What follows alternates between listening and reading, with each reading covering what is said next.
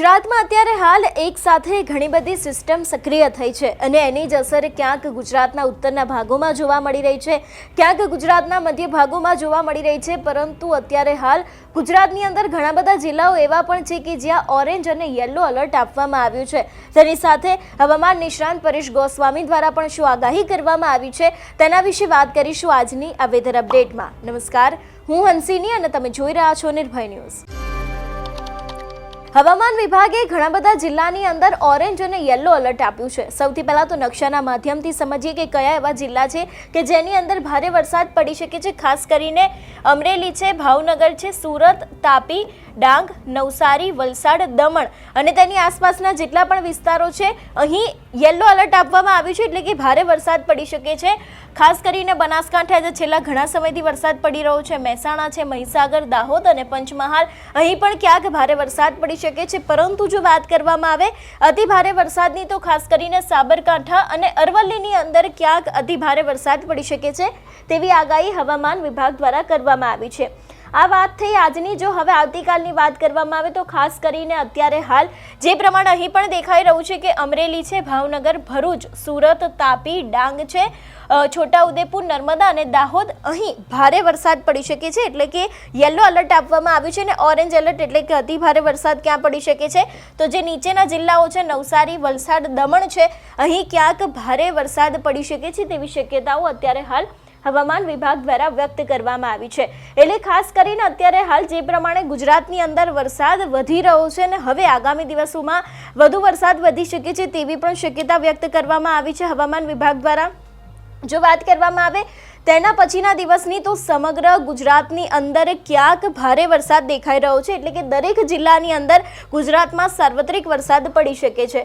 ખાસ કરીને જો એમાં વાત કરવામાં આવે તો અહીં દેવભૂમિ દ્વારકા, પોરબંદર, જૂનાગઢ, ગીર સોમનાથ અને દીવ, અમરેલી છે, ભાવનગર, બોટાદ, રાજકોટ, સુરેન્દ્રનગર, મોરબી અને કચ્છ છે અહીં તમને ગાજવીજ સાથે હળવાથી મધ્યમ વરસાદ જોવા મળશે, એટલે કે અહીં ક્યાંક હળવો વરસાદ પડી શકે છે। પરંતુ જો વાત કરવામાં આવે ગાજવીજ સાથે ભારે વરસાદ પડી શકે છે તેવા જિલ્લાઓની તો એની અંદર બનાસકાંઠા છે, પાટણ છે, મહેસાણા, ગાંધીનગર, અમદાવાદ, આણંદ, ભરૂચ, સુરત, નવસારી, દમણ અને વલસાડ છે, ડાંગ છે, તાપી, નર્મદા, છોટાઉદેપુર, વડોદરા, પંચમહાલ, દાહોદ, મહીસાગર, ખેડા, અરવલ્લી અને સાબરકાંઠા અહીં ક્યાંક ભારે વરસાદ પડી શકે છે તેવી પણ શક્યતા વ્યક્ત કરવામાં આવી છે। એટલે કે જે પ્રમાણે અત્યારે હાલ ગુજરાતની અંદર સિસ્ટમ સક્રિય થઈ છે અને તેની જ અસર છે તે ગુજરાતના ઘણા બધા જિલ્લાઓ છે કે જેમાં પડી રહી છે। જે પ્રમાણે આપણે આગળના દિવસોની વાત કરીએ એ પ્રમાણે કે ક્યાંક ઓરેન્જ એલર્ટ આપવામાં આવ્યું છે, ક્યાંક યલો એલર્ટ આપવામાં આવ્યું છે। ખાસ કરીને આ જ વિષયને લઈને હવામાન નિષ્ણાંત પરેશ ગોસ્વામી શું કહી રહ્યા છે તે પણ સાંભળીએ। ખાસ કરીને અત્યારે જે વરસાદનો રાઉન્ડ ચાલુ થયો છે આ રાઉન્ડ વિશેની વાત કરવાની છે। આવનારા દિવસમાં કયા વિસ્તારમાં કેટલો વરસાદ પડશે, કઈ તારીખ સુધી આ વરસાદ ચાલુ રહેવાનો છે તે વિશેની સંપૂર્ણ માહિતી આપું। સૌપ્રથમ તો હું આપને એ જણાવી દઉં કે આપણે છેલ્લા થોડાક દિવસથી એક આગાહી કરતા હતા કે 4-5 તારીખથી એક વરસાદનો રાઉન્ડ ચાલુ થશે જે 10-11 તારીખ સુધી ચાલશે। એ મુજબ જ આજે 3 તારીખથી વરસાદનો રાઉન્ડ ચાલુ થઈ ગયો છે, એટલે જે આપણું 4-5 તારીખનું જે અનુમાન હતું એ 24 કલાક વહેલું આ એક વરસાદનો રાઉન્ડ આજથી ચાલુ થઈ ગયો છે। આજે 3 જુલાઈના રોજ રાજ્યના અનેક વિસ્તારોની અંદર સારા વરસાદ છે, જેમાં દક્ષિણ ગુજરાત, સૌરાષ્ટ્ર, ઉત્તર ગુજરાત ને બીજા પણ ઘણા બધા વિસ્તારો એવા છે કે આજની તારીખે ગુજરાતના લગભગ 35 થી 40% વિસ્તારોની અંદર સારા વરસાદો નોંધાયા છે અને આજથી આ વરસાદની વિધિવત રીતે એક નવા રાઉન્ડની શરૂઆત થઈ છે।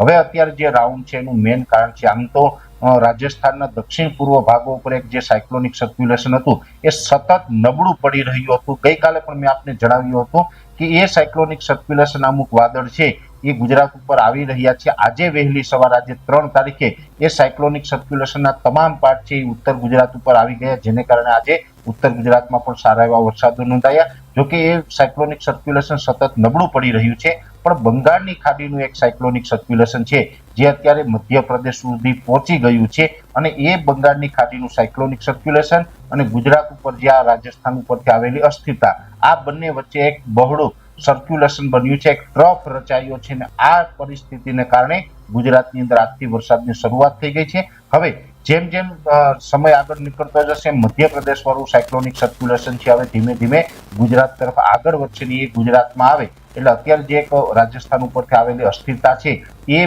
મધ્યપ્રદેશ વાળા સાયક્લોનિક સર્ક્યુલેશનમાં મર્જ થશે, એટલે મધ્યપ્રદેશ ઉપરથી જે સાયક્લોનિક સર્ક્યુલેશન આવશે તે થોડુંક વધારે મજબૂત થશે અને ગુજરાતની અંદર 10-11 તારીખ સુધી અલગ અલગ વિસ્તારમાં સારા એવા વરસાદની શક્યતાઓ છે, જેમાં ખાસ કરીને એવરેજ ઓલ ઓવર ગુજરાતની અંદર વરસાદ છે 5 થી 7 ઇંચ સુધી હજુ પણ પડી શકે છે અને આઇસોલેટેડ વિસ્તાર હશે, એટલે કે 2-5% વિસ્તાર એવા હશે કે જ્યાં 7 ઇંચ કરતા પણ વધારે વરસાદ નોંધાઈ શકે છે.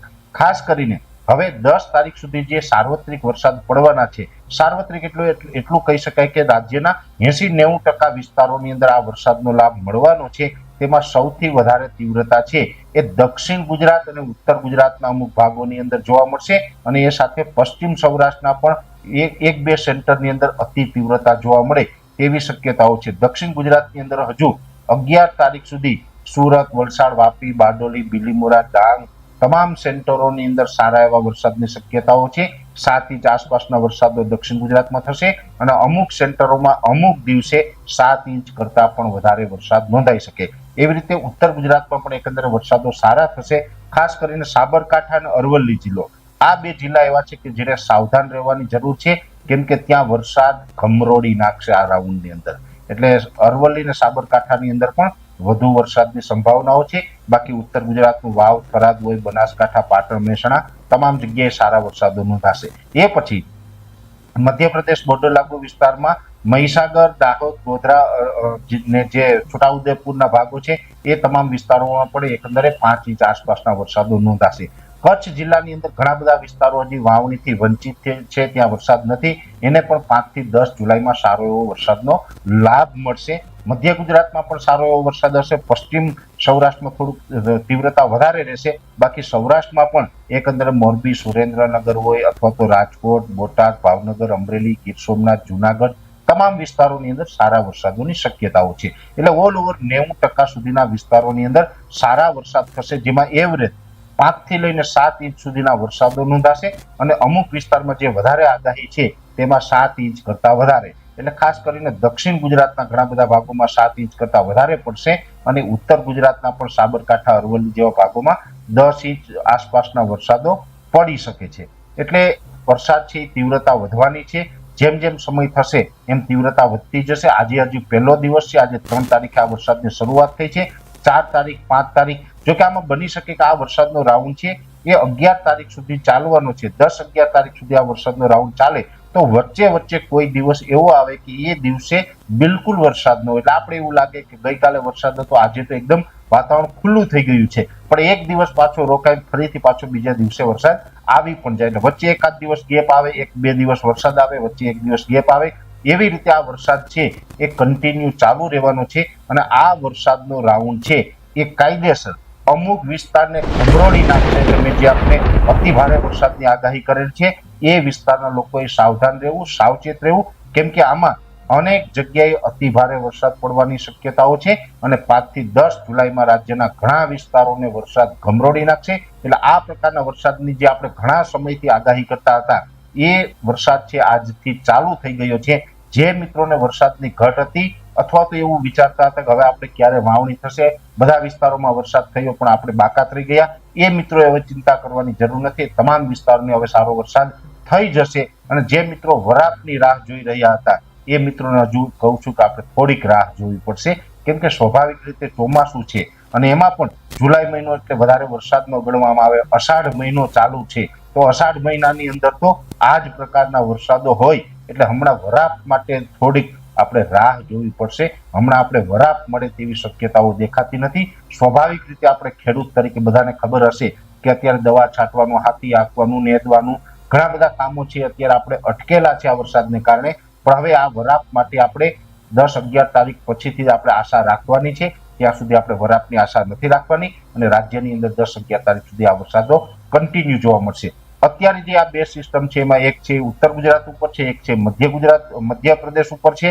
આ બંને સિસ્ટમની અસરને કારણે જે વરસાદ પડવાના છે આજની તારીખે મેં આપને સંપૂર્ણ 11 તારીખ સુધીનું એક અવલોકન આપી દીધું. જેમ જેમ એ સિસ્ટમ આગળ વધતી જશે અને વરસાદની અંદર જે પરિસ્થિતિનું નિર્માણ થશે તમામ માહિતી છે અમે આપણા સુધી પહોંચાડતા રહેશું. ખાસ કરીને આ વરસાદનો રાઉન્ડ છે એ અત્યાર સુધીમાં જૂન મહિનાની અંદર પણ 2025ના ચોમાસામાં જે વરસાદો પડ્યા એના કરતા પણ આ વરસાદનો રાઉન્ડ છે એ અમુક વિસ્તાર માટે ભારે રહેવાનું છે, અમુક વિસ્તારને ગમરોડી રાખે એવો થવાનો છે.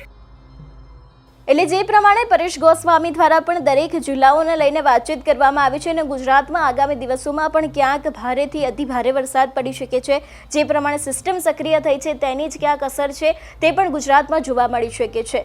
તમારું શું માનવું છે આ વિષયને લઈને અમને કમેન્ટ કરીને ચોક્કસથી જણાવજો. તેની સાથે અમારી ચેનલ નિર્ભય ન્યૂઝને લાઇક, શેર અને સબસ્ક્રાઇબ કરવાનું ભૂલશો નહીં. નમસ્કાર.